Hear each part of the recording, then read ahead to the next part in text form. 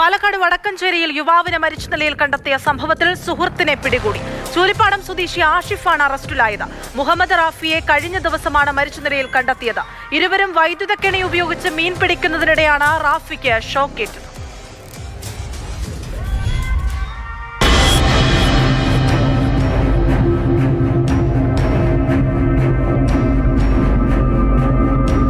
മനഃപൂർവ്വമല്ലാത്ത നരഹത്യയും വൈദ്യുതി മോഷണവുമാണ് ആഷിഫിനെതിരെ ചുമത്തിയ കുറ്റങ്ങൾ. വൈദ്യുതി ഉപയോഗിച്ച് മീൻ പിടിക്കാനാണ് റാഫിയും ആഷിഫും ചേർന്ന് ചുള്ളിപ്പാടത്തെ തോടിന് സമീപം എത്തിയത്. സമീപത്തെ വൈദ്യുതി കമ്പിയിൽ നിന്ന് വൈദ്യുതി വലിച്ച് മീൻ പിടിക്കാനായിരുന്നു പദ്ധതി. വൈദ്യുതി വലിക്കുന്നതിനിടെ റാഫിക്ക് അബദ്ധത്തിൽ ഷോക്കേറ്റു. ഇതിനെ തുടർന്നായിരുന്നു മരണം. റബ്ബർ ടാപ്പിംഗ് കഴിഞ്ഞെത്തിയ റാഫിയെ ഉച്ചയ്ക്ക് ശേഷം കാണാതായതോടെ ബന്ധുക്കൾ തെരഞ്ഞിറങ്ങി. തെരച്ചിലിൽ തോടിന് സമീപം റാഫി മരിച്ചു കിടക്കുന്നത് കണ്ടു. പോസ്റ്റ്മോർട്ടത്തിൽ വൈദ്യുതാഘാതമേറ്റതാണ് മരണകാരണമെന്ന് വ്യക്തമായി.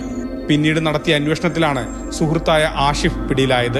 വൈദ്യുതി കെണിയിൽപ്പെട്ട് ജീവൻ നഷ്ടമാകുന്നത് പാലക്കാട് ഒരു പുതിയ സംഭവമല്ല.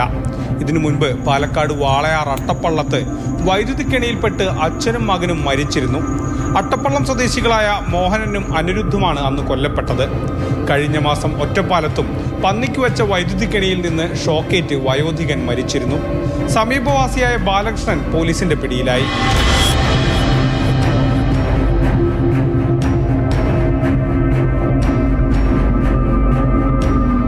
മാതൃഭൂമി ന്യൂസ്, പാലക്കാട്.